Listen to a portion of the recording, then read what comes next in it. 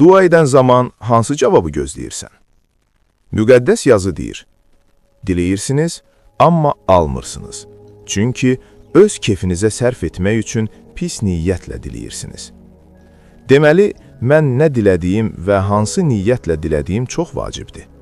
Niyə almıram? Çünki Rəbbin cavabını yox, məhz öz istədiyim cavabı gözləyirəm. Müqəddəs yazı deyir, sənin iradəni yerinə yetirmək mənə zövq verir. Rəbbin iradəsi bəzən mənim istəyim olmaya bilər. Bəs onda belə çıxır ki, Rəbb məni sevmir? Yazılıb, sizin fikirləriniz mənim fikirlərim deyil. Bəs Rəbbin fikri nədir? Sizin haqqınızda olan fikirlərimi özüm bilirəm. Sizin salamatlığınız haqqında düşünürəm ki, sizə ümidli bir gələcək verim. Deməli, Rəbbin fikirləri mənim fikirlərimlə eyni olmaya bilər.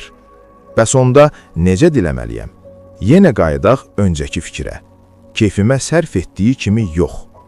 Buradan belə nəticə çıxır ki, mən egoistcə diləməməliyəm.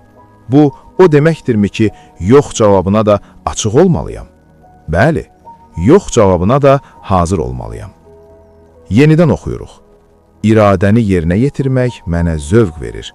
Qanunun qəlbimdədir. Rəbbin qanunu qəlbimdə məskən salanda, onun qaydaları həyatımda hökm sürəndə, artıq mən yox, Rəbb yaşayacaq. Və o zaman deyəcəm, mənim yox, sənin iradən olsun. Bu sözlər iqrar olunan qəlbin istəyi Rəbbin hüzurunda ətirli buxur kimi qalxıb, axşam qurbanı kimi qəbul olunacaq. Belə ürək, Rəbbə tabe olmağın sevincindən dolan hüzurla rahatlıq tapıb, kamil sevincin mənbəyinə çatacaq. İtaətkarlığın sevincindən dolan ürək, Rəbbin cavabının nə olmasından asılı olmayaraq, həmd nəğmələri söyləyərək deyəcək, Rəbbə əbədili yüzü tutmuşam, sağımda olduğu üçün sarsılmaram və əlavə edəcək, ağlı sənə yönəlmiş insanlara kamil sülh verirsən.